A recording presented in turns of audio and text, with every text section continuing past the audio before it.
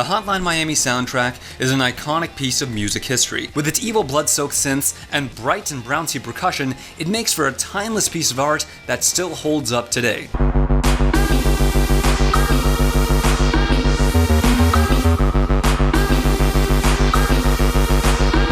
One of the most popular artists from that collection was M.O.O.N, who quickly skyrocketed to fame and is essentially the face of Hotline Miami's music. When people think about that game, it's often his work that they refer to.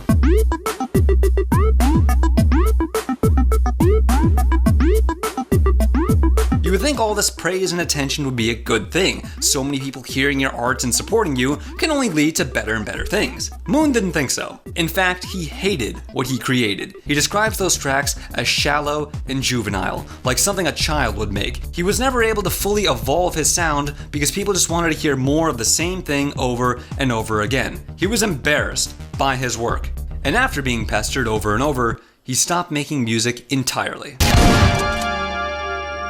Now, Ferreo Rocher is the complete opposite. For the past 80 years, they've essentially made two things: the Ferreo Rocher itself, in a couple of different flavors, and the Golden Gallery collection. That's all they've needed to sustain themselves for 80 years. And I really can't emphasize how incredible that is. To be at the level of success that they are with just one product? I mean, that's unheard of in this industry. And what makes it even more incredible is they've got no imitators. Nobody else does what Ferreo does. Douglas. The Ferreo Rocher bar. Ooh, good!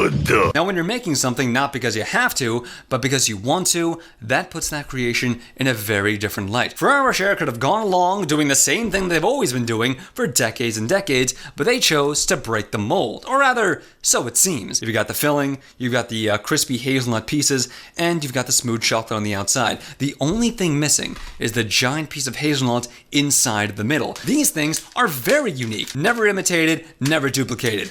But a bar format is decidedly different because there's about 1 billion of these things and they're entering themselves into a very crowded space. Now, it looks like a fairly interesting bar. You've got big bumps of hazelnut clusters at the top with regular bars of chocolate in between, all that stuff, but I feel like they could have gone a bit further. The big appeal with Ferreo Rocher is having layers upon layers upon layers that are all different as well. The best option would have been stacking these things on top of each other and really giving that unique and interesting taste, because as it stands right now, I don't know how much of that crunch and how many of those layers we're really going to be getting.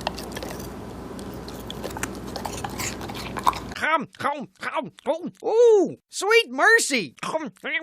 This is awful. It's the same taste as the Ferreo Rocher. It's the same texture as the Ferreo Rocher. In fact, the only thing it's lacking is that giant hazelnut in the center, which was half the fun of biting into a Ferreo Rocher, which leads me to the question, why the hell would you get this? There was a creativity that was inherent with the original Rocher, something that is entirely lacking with the new bar. And just like Hotline Miami 2, it's the same as its predecessor, but worse. No crunch? No crunch? Why? You kind of messed up your legacy a little bit. Before, you were like Machine Girl, dude. You never missed. Every single thing was bang, bang, bang. It was a hit no matter what. If you're not pushing boundaries, if you're not going for something new that challenges people's perceptions, what would be the purpose of even making this? I'm really struggling to wrap my head around that. I'm gonna tell you what my 4th grade teacher told me on the last day of school.